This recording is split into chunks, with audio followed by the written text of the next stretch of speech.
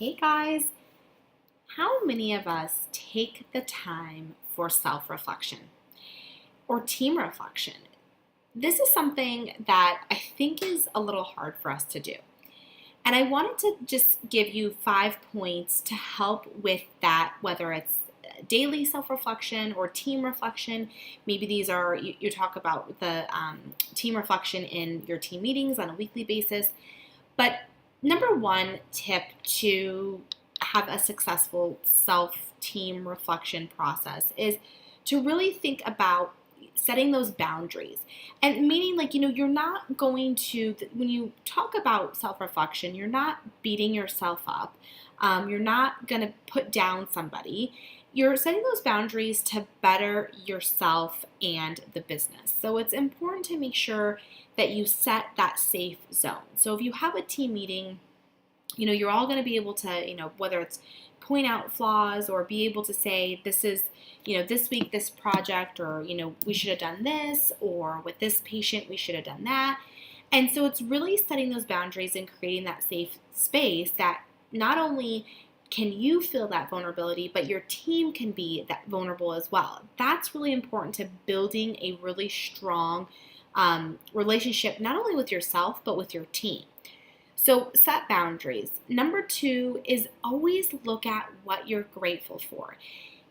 Be grateful that you are able to take the time to self-reflect, that you have it in yourself and you have a team that is able to say, you know what, I could have done this differently, or I'm grateful that we were able to at least get this, and this accomplished. And always know that there is room for growth. And just because something didn't happen the way you wanted it to at that moment, be grateful at least there was movement on that project or that process or whatever it was. So be sure to always tell your team what you're grateful for and that you are acknowledging your accomplishments and acknowledging what you are grateful for as well. Number 3 is track the reflection. So take notes. Whether, again, this is a team meeting, maybe you have somebody that's the note taker that's just jotting down, what everyone's saying. And you're able to track to see if there's something that's coming up each week in your meeting or each time, every day if you're just doing your own self-reflection and this issue keeps coming up, then you may want to dig a little bit deeper on that. But take notes and just be able to see the progress. And again, this is going to go back to being able to be grateful and making those, those accomplishments. So take notes and track. Number 4, expectations. We sometimes as humans have a tendency to have what's called an unspoken expectation, meaning you expected your team or you expected yourself to do something, but you never verbally said, hey guys, we really need to get to this level this week. And in order to do that, I need each of you to do this, this, and this. You expected them to know without verbally saying, this is what I need from you. So talk about those expectations. Again, with yourself, like if you are feeling like, here's what I expect of myself and here's what I expect of you guys. And also going into our 5th one, listening to others' expectations of you and really work on those unspoken expectations, because this is where that self-reflection really comes in.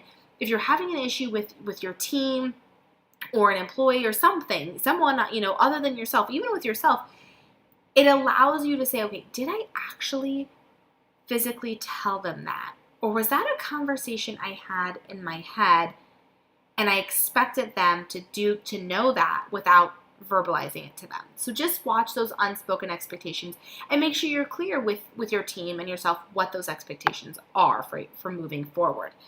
And like I said, number 5, listen. This can just be, I do self-reflection every day.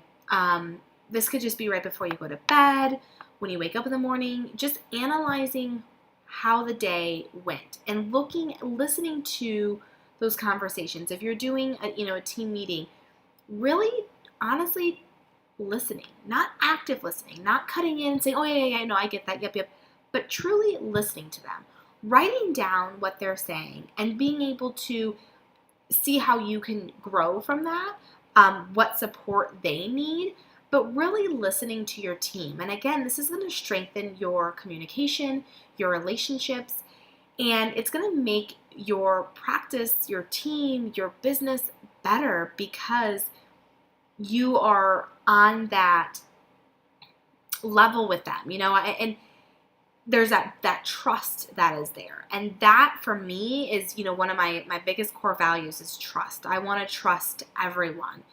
And so by listening to them and really understanding what they saw for the reflection, where did they see that there was flaws or those accomplishments, that room for improvement, what are they grateful for?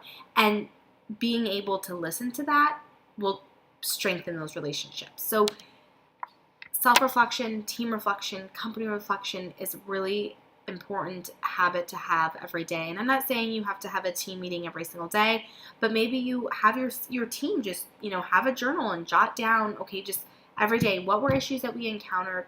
How can we change? How can we make tomorrow better?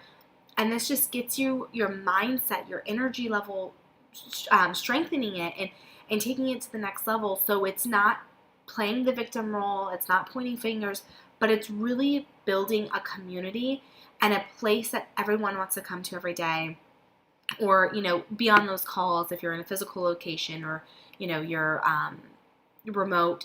So those are just a couple tips that I've learned on reflection. I hope they help you as much as they helped me.